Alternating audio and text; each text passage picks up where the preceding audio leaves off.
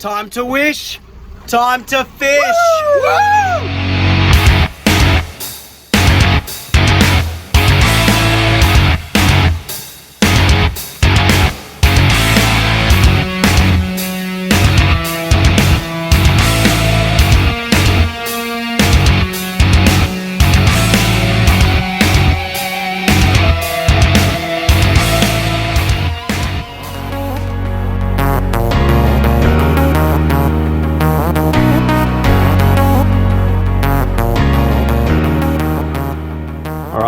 Back, another episode, Fishing Wishing Life.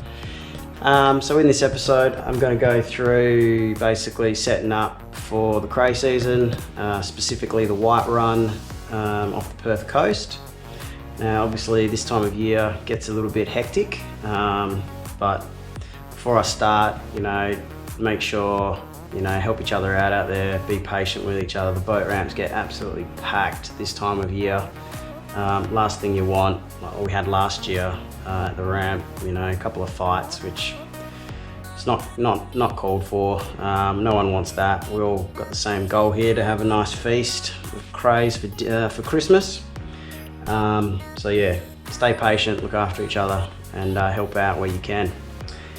So clearly we're going to have 6 pots this season. There's 3 of us, so obviously legally you can have two pots per crayfishing license. A license will set you back $55, I think. Could be 50, can't remember. Have so many licenses, they all differ. But yeah, a few guys have asked for a little bit of assistance because they really want to get into it, which is great. That's what I like to see. Everyone getting into this lifestyle, because obviously it provides so much happiness, especially when you start seeing those feelers come out of the pots. But yeah, so this year we're going to install a cray winch. Last year we pulled them up by hand. As you can imagine, pulling from 30 meters of water is a bit of a mission. So yeah, I'll run through the pots, the setup, and then I'll go through the winch install, which is going to happen today as well. So fully prepared. As soon as those whites hit the sort of Perth coast, we're going to hit it pretty hard. But yeah, stay with us and I'll work you through it. Alright, so I said I would go through the setup for the cray pots. Now, the ones that I'm about to show you now are not the pro size pots. So 2 of the pots that we're using, they're half-size pots, but the other 4 we're using are pro-size pots, so they're quite big, but I like the smaller ones. Obviously if I go out by myself, I can lift them myself quite easily and quite safely. So it's quite easy really. If you go to the Wreckfish West app, you'll see there's plenty of information there on how to set yourself up, but I'll go through it. Basically, this is my sort of half-size pot here. Obviously you can have 1 float or 2, but I have 2, and for this cray pot particularly I have a smaller size buoy, and even smaller there, but I'm pretty confident I'll find them. And obviously the bigger weight you go, the more drag it has, so the pot is more inclined to move, and you don't want it to move. Like, see this here, when you do this, see how sturdy that is? Can't really tell in that video, but it's pretty sturdy, so you don't want it to go back and forth. So I know that cray pot is fairly stable. So yeah, so I'll run you through. So I've got 2 buoys. You're only allowed 2 floats on, and you obviously got to have your initials on, which has your initials, the month that you're born in, and then the year there as well.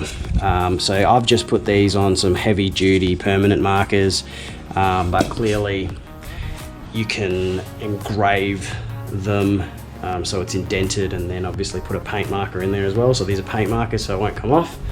But we'll be checking them pretty frequently, so I'm pretty confident that the marker won't rub off.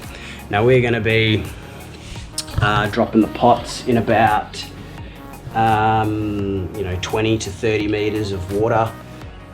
So I'll probably have about 35 meters of rope roughly, and then any excess I'll just cable tie it up like so.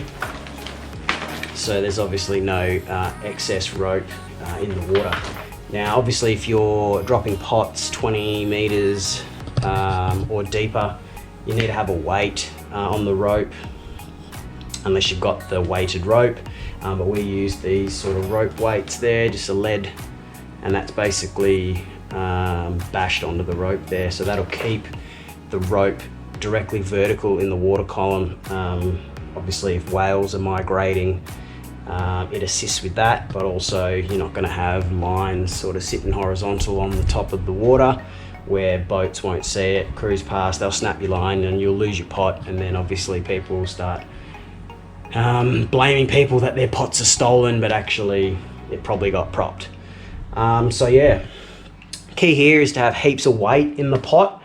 You can see these sort of train track weights there and there. So clearly the heavier the pot is, obviously the more it's not going to move.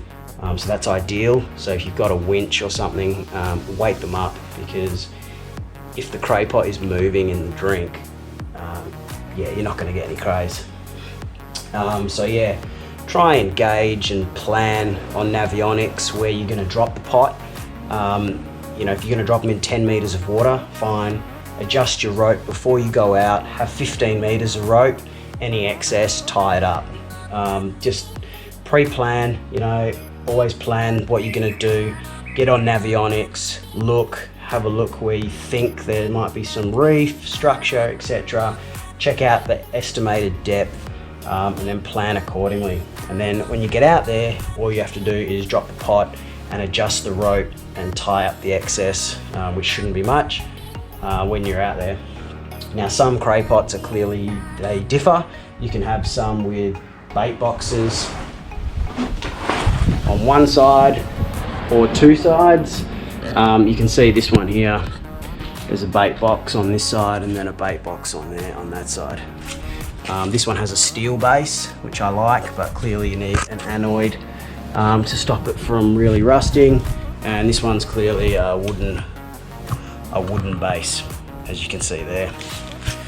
So there you go, that's the cray pots, that's the cray pot setup. Bait, so typical bait I'll use, fish heads, any oily bait that generally is going to last. When you're dropping the pots in for the first time for the season, let them soak for 2 to 3 days. Some guys say you don't need to, but it's good to just let them soak for 2-3 days, pull them up, check the sturdiness of the pots, make sure they're going to last, for the few weeks you're going to use them if you're doing the white run, and then you'll be good to go. Just make sure that your bait lids are pretty sturdy. So I'll be fixing that one up because it's lost the elastic, so we'll fix that up before we put that out.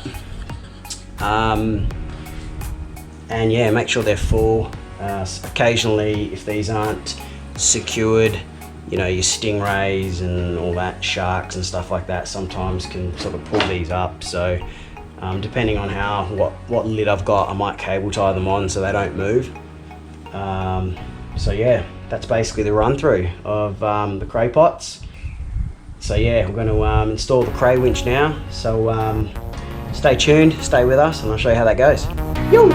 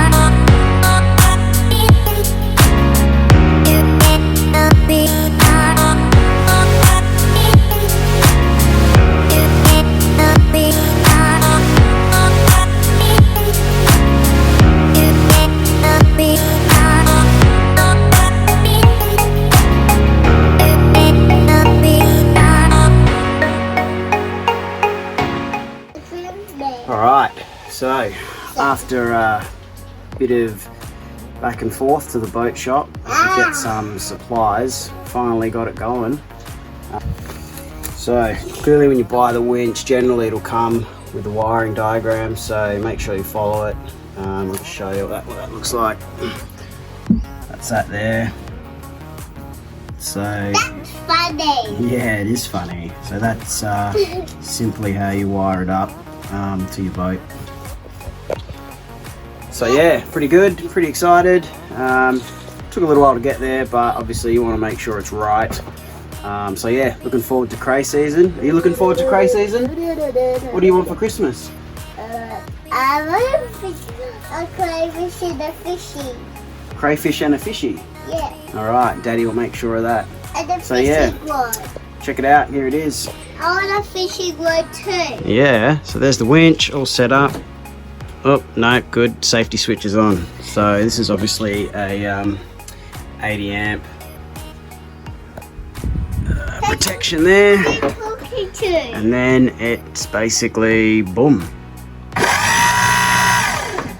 Obviously we'll pull the rope through there.